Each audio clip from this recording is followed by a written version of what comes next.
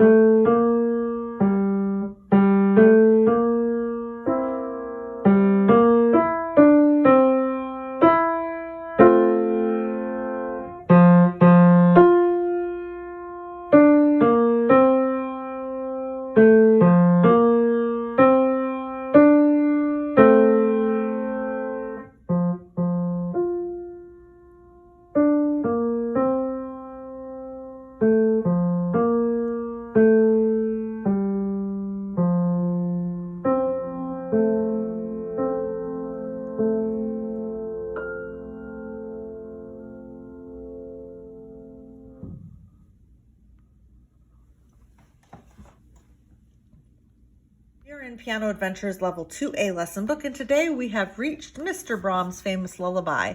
This is indeed a famous lullaby, and you have likely heard it within your life experience, so it should sound familiar to you. Before we begin, we're going to take a look at this information in the top corner about the damper pedal.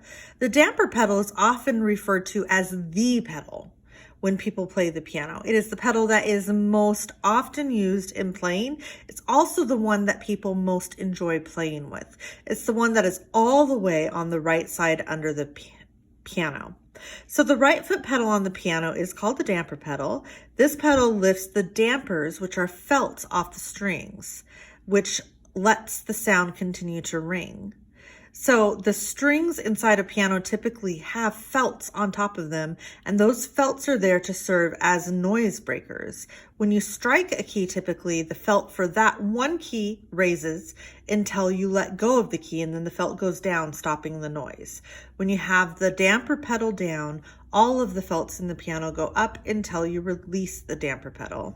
This is the symbol that we use for the damper pedal. It looks a bit like a bracket. It goes underneath music.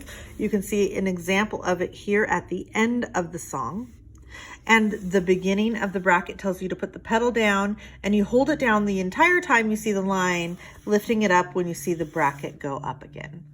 So we are looking at Mr. Brahms' Famous Lullaby. Let's talk about some of the structure for this song.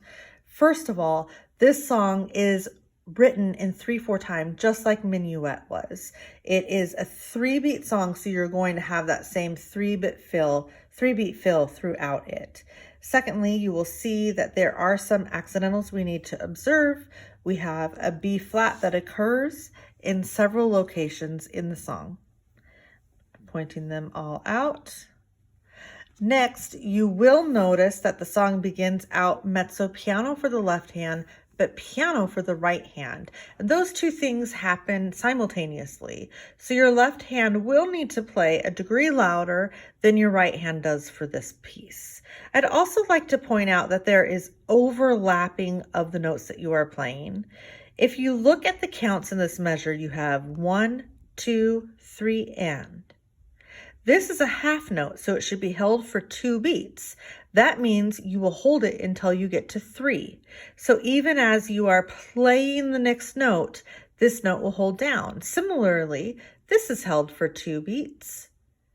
So even as you're playing these 2/8 notes, you will still be holding that down.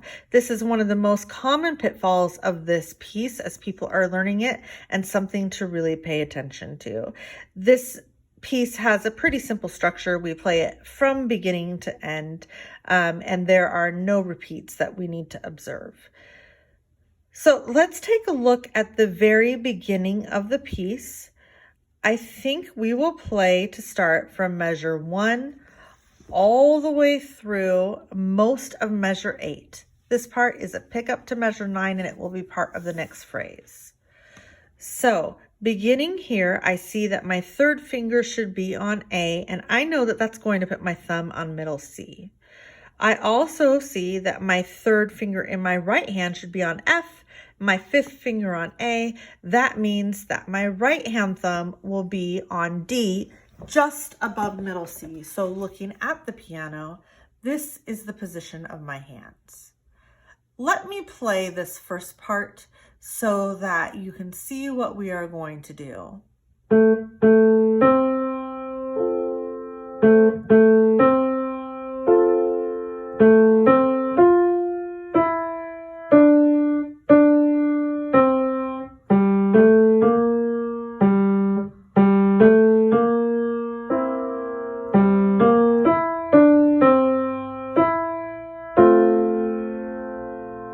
Great. Before we go further, I would like you to practice the voicing. So we need a mezzo piano left hand and a piano right hand. Go ahead and just practice that with me. It's the very beginning of the piece. 1, 2, 3. Let's do it one more time. Make sure your right hand is coming in very soft and that you're holding that left hand down while it does so. 1, 2, 3. Great. As we play the rest of this first phrase in this section, we are going to repeat that twice.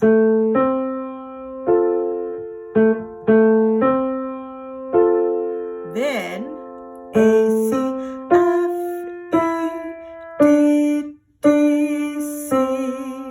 Try just that part with me, beginning at the beginning, going through most of measure 4. 1, 2, 3.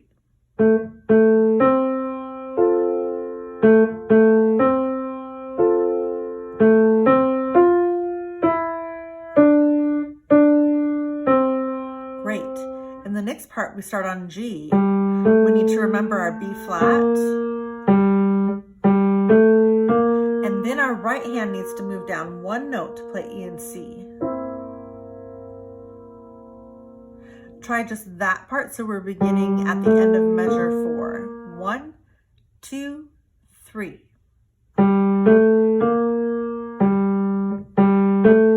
Move down. Good. To go on for the rest of this section, remember the B flat. Even though it is not written again in this measure, it does still stay flat.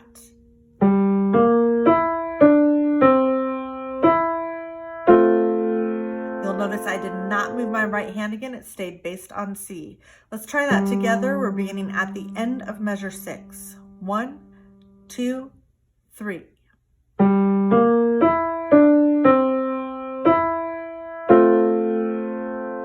Fantastic. I would like to play that whole first section together, beginning at the very beginning and going as far as we just did.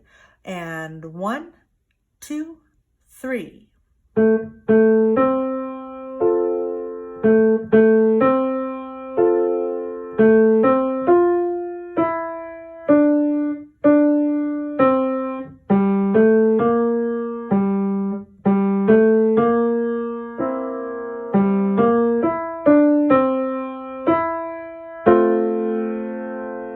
Great. As you are mastering this section, please do pay attention to make sure you are holding all of the half notes for their full value, for good voicing in the left hand being slightly louder than the right hand, and also to make sure that you're observing all of the slurs and playing legato everywhere that is indicated. Let's take a look at the next section. So we are now on both thumbs at C as we have been for the last line. We start on low F and go to high F. We still have this B flat coming here. B flat. This is mezzo forte, and I'm going to have you try to play it with me right now. Make sure your hands are in the correct place. Set yourself up for this B flat. And once we start playing, please keep your eyes on the note heads because that will tell you what to do. We are going to begin with pinky on bass F. 1, 2, 3.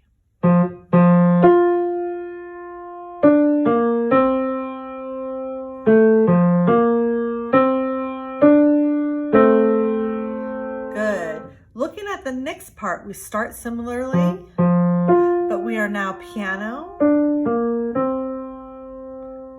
When we come here, instead of going up, we're going to go down. And when we hit F, our pedal goes down. We retardando here and get a little slower, and then we get to play any high F that we want.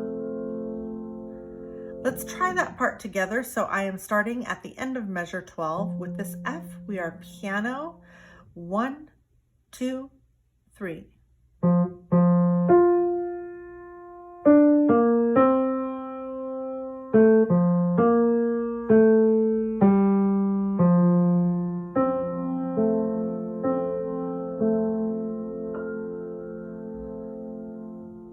Great. And now you have learned how to play the first and the second part. You know what you need to know in order to put this together, bring it up to the speed that you want, and master all of the different important components. Here is your practice plan for Mr. Brahms' Famous Lullaby. You should practice this piece for 5 to 10 minutes a day. First, when you practice it, it should be in sections until you feel you have mastered those.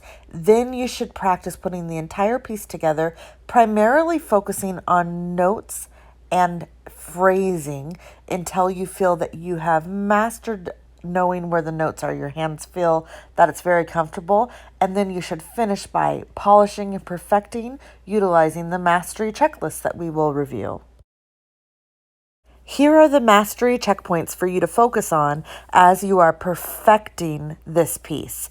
You should focus on playing the correct notes, the correct rhythms, the correct phrasing, the correct tempo, the correct pedaling. Each of these items will help you know where to hone your attention. Congratulations, you have made it to the end of this video. You did a great job, and I wish you luck in your practice of this piece this week.